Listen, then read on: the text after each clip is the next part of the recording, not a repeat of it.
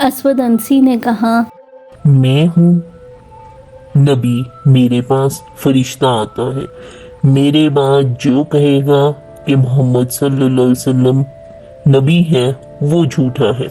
لوگ خوف زدہ ہو گئے۔ اسود نے شہر ابن بازان کو قتل کر دیا اور اس کی بیوہ دازہ سے زبردستی شادی کر لی۔ جب رسول اللہ صلی اللہ علیہ وسلم حجۃ الوداع سے واپس تشریف لائے تو بیماری کے ایام شروع ہو چکے تھے۔ اس دوران عرب میں فتنوں نے سر اٹھایا۔ یمن میں اسود انسی، یمامہ میں مسلمہ کذاب اور قبائل اسد میں طلحہ اسدی نے نبوت کا دعویٰ کیا۔ اسود انسی نہایت عیار، فصیح اور جادوگر تھا۔ اس نے جاسوسوں کی مدد سے لوگوں کے دلوں پہ قبضہ جما لیا۔ میں ہوں خدا اور آپ دیکھ رہے ہیں دا ٹرو لورز آف محمد، میرے ساتھ رہیے تاکہ میں آپ کو تمام صحابہ کی بہترین زندگی کے بارے میں بتا سکوں۔ آج ہم آپ کو ایک ایسے عظیم صحابی رسول صلی اللہ علیہ وسلم کی بہادری اور ایمان کی داستان سنائیں گے جنہوں نے اسلام کے سب سے بڑے فتنوں میں سے ایک کا خاتمہ کیا، رسول اللہ صلی اللہ علیہ وسلم کی امت کو اندھیرے سے نکالا۔ یہ ہیں حضرت فیروز دلیمی رضی اللہ عنہ۔ جب رسول اللہ صلی اللہ علیہ وسلم مرض الموت میں مبتلا ہوئے تو عرب کے کونے کونے میں یہ خبر پھیل گئی اور اسی موقع پر یمن میں اسود انسی جادوگر، شعبدہ باز، فصیح و بلیغ، چلاک اور ظالم تھا۔ اس نے نبوت کا دعویٰ کیا، لوگوں کو دھوکے سے قابو میں لیا اور یہاں تک کہ یمن پر قبضہ کر لیا۔ ہم نے کبھی اس جھوٹے نبی کو نہیں مانا، نہ خاموش بیٹھ سکتے ہیں نہ مان سکتے ہیں۔ رسول اللہ صلی اللہ علیہ وسلم کا خط ہمارے پاس آ چکا ہے، اب وہ وقت آ گیا ہے کہ ہم اٹھ کھڑے ہوں۔ انہوں نے اپنے ایک ساتھی سے کہا، ہاں ہمیں اس کا خاتمہ کرنا ہوگا اور اس کے غرور کو ملانا ہوگا۔ اور پھر حضرت فیروز نے اپنی چچا زاد بہن دازہ سے رابطہ کیا جو خود انتقام کے لیے تیار بیٹھی تھی۔ دازہ نے کہا، قسم ہے ذات کی جس نے محمد صلی اللہ علیہ وسلم کو نبی بنا کے بھیجا ہے، میں اس اسود انسی سے نفرت کرتی ہوں، اس لیے مجھے بھی اپنے منصوبے میں شامل کر لو۔ حضرت فیروز دلیمی رضی اللہ عنہ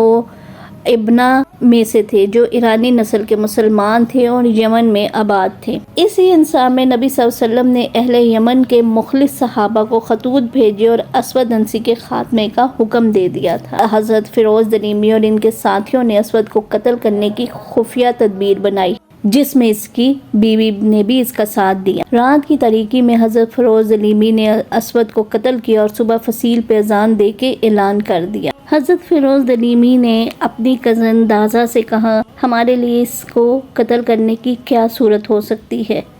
اس نے کہا، محل میں کوئی جگہ ایسی نہیں جس کو اس کے محافظوں نے اپنے گھیرے میں نہ لے رکھا ہو، البتہ یہ دور والے کمرے کی جس میں کوئی نہیں رہتا۔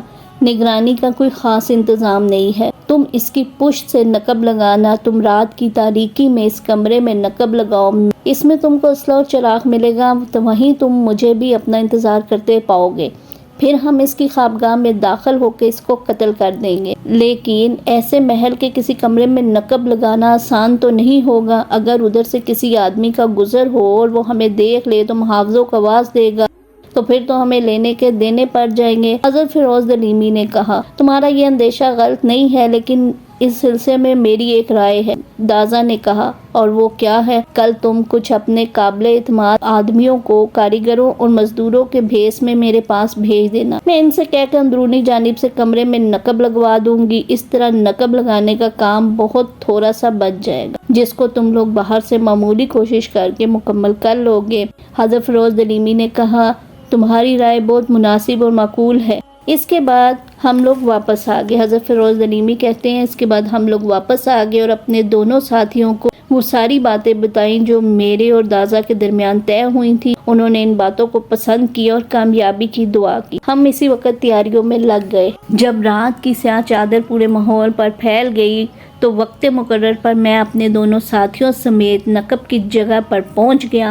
ہم اس کو کھود کے کمرے میں داخل ہو گئے، چراغ روشن کر کے ہتھیار سنبھالا اور دشمن خدا کے خاص کمرے کی جانب بڑھ پڑے۔ میری چچا زاد بہن پہلے ہی اس کے دروازے پہ کھڑی تھی، اس نے مجھے اشارہ کیا، میں بے دھڑک اس میں داخل ہو گیا۔ وہ گہری نیند میں خراٹے لے رہا تھا۔ میں نے تلوار کی دھار اس کی گردن پر رکھ کے زور لگایا۔ پہلے تو وہ بیل کی طرح ڈکارا، پھر ذبح کیے ہوئے اونٹ کی طرح تڑپا۔ محافظوں نے اس کی آواز سنی تو یہ کہتے ہوئے اس کے خواب گاہ کی طرف دوڑے، یہ کیسی آواز ہے؟ دازا نے کہا، کچھ نہیں، اللہ کے نبی پہ وہی نازل ہو رہی ہے، تم لوگ اپنی اپنی جگہ پہ واپس جاؤ۔ اس کے بعد ہم لوگ محل کے اندر ہی رہے۔ جب صبح طلوع ہوئی تو میں نے فصیل پہ چڑھ کے اذان دی۔ محافظ اذان کی آواز سن کے اس کی طرف لپکے، دونوں فریق آپس میں بھر پڑے۔ پھر میں نے اسود کا سر فصیل سے نیچے پھینک دیا، جس کو دیکھ کے اس کے حامی کمزور پڑ گئے، ان کی ہمتیں ٹوٹ گئی اور مسلمانوں نے نعرہ تکبیر کے ساتھ دشمنوں پر ایک ہی زوردار وار کیا۔ طلوع آفتاب سے پہلے یہ سارا معاملہ نمٹ گیا۔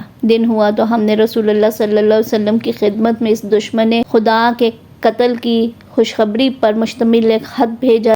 جب قاصد یہ بشارت لے کے مدینہ پہنچا تو معلوم ہوا آج رات کو آپ صلی اللہ علیہ وسلم کی وفات ہو گئی ہے۔ ساتھ ہی ان کو یہ بات بھی معلوم ہوئی کہ وحی کے ذریعے آپ صلی اللہ علیہ وسلم کو اسود عنسی کے قتل کی بشارت اسی رات مل گئی تھی جس میں وہ قتل کیا گیا تھا۔ آپ صلی اللہ علیہ وسلم نے صحابہ اکرام سے فرمایا تھا، اسود عنسی کو گزشتہ رات قتل کر دیا گیا ہے، اس کو ایک مبارک گھرانے کے مبارک شخص نے قتل کیا ہے۔ جب آپ صلی اللہ علیہ وسلم سے دریافت کیا گیا کہ اے اللہ کے رسول وہ کون شخص ہے، آپ صلی اللہ علیہ وسلم فرمایا، فیروز کامیاب ہو گئے۔ حضرت فیروز دلیمی رضی اللہ عنہ کا یہ کارنامہ ہمیشہ یاد رکھا جائے گا۔ یہ ایمان، قربانی اور بہادری کی ایسی مثال ہے جو ہر مسلمان کے دل میں ایک چراغ جلائے گی۔ اسلام کی صفائی تاریخ کے ہیرو حضرت فیروز دلیمی رضی اللہ عنہ کو ہمارا سلام۔ ایسی ہی اور ویڈیوز دیکھنے کے لیے میرے چینل کے ساتھ جڑے رہیں، چینل کو سبسکرائب کر دیں اور ویڈیو کو لائک کر دیں۔ اللہ حافظ۔